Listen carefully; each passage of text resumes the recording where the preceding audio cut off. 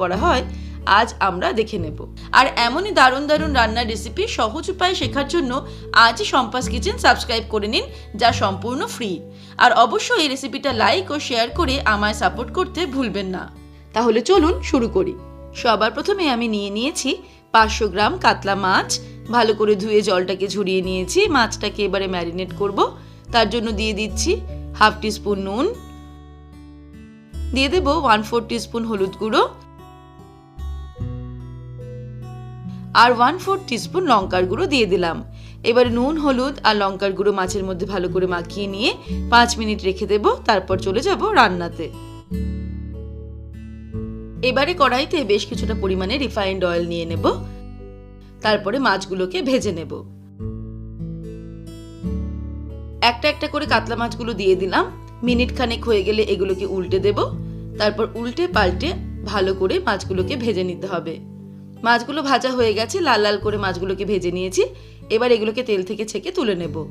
মাছ ভেজে নেওয়ার পর কড়াইতে তেলটা কমিয়ে আমি 3 টেবিল স্পুন মতো তেল রেখেছি। এর মধ্যে দিয়ে দেব ফোড়ন, 1/4 টিস্পুন গোটা জিরে, 2 ছোট এলাচ আর 2 দালচিনি। ফোড়নটাকে সামান্য ভেজে নেব। তারপর এর মধ্যে দিয়ে দিচ্ছি কুচানো পেঁয়াজ। একটা মাঝারি সাইজের পেঁয়াজ কুচিয়ে নিয়ে সেটা দিয়ে দিলাম। এবারে মিডিয়াম টু লো ফ্লেমে পেঁয়াজটাকে ফ্রাই করব 2 মিনিট। 2 মিনিট পেঁয়াজটাকে ফ্রাই করে নিলাম। এবারে এর মধ্যে অ্যাড করে দেব পেঁয়াজ বাটা। একটা মাঝারি সাইজের পেঁয়াজ বেটে নিয়েছি, সেটা দিয়ে দিলাম। তারপরে আবারও 3 মিনিট ফ্রাই করব মিডিয়াম টু লো ফ্লেমে। মিনিট 3 পেঁয়াজটাকে ফ্রাই করে নিলাম। এবারে এর মধ্যে অ্যাড করব আদা বাটা 1 টিস্পুন, রসুন বাটা দিয়ে দেব হাফ টিস্পুন আর দিয়ে দিচ্ছি কাঁচা লঙ্কা বাটা 2 টিস্পুন। তবে কাঁচা লঙ্কার পরিমাণটা নিজেদের স্বাদ অনুসারে অ্যাড করতে হবে। এবারে আরো 2-3 মিনিট মিডিয়াম টু লো ফ্লেমে ফ্রাই করে নেব। আদা রসুন বাটা দেওয়ার পরে আরো 2-3 মিনিট ফ্রাই করে নিলাম। এবারে ফ্লেমটাকে একদম লোতে রেখে এর মধ্যে গুঁড়ো মশলা অ্যাড করব। প্রথমেই দিয়ে দেব জিরের গুঁড়ো 1 টিস্পুন, ধনের গুঁড়ো 1 টিস্পুন, 1 টিস্পুন চিনি দিয়ে দিলাম। আপনারা চিনিটা নিজেদের স্বাদ অনুসারে অ্যাড করবেন।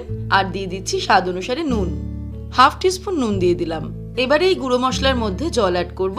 তারপর মশলাটাকে ভালো করে কষিয়ে নেব।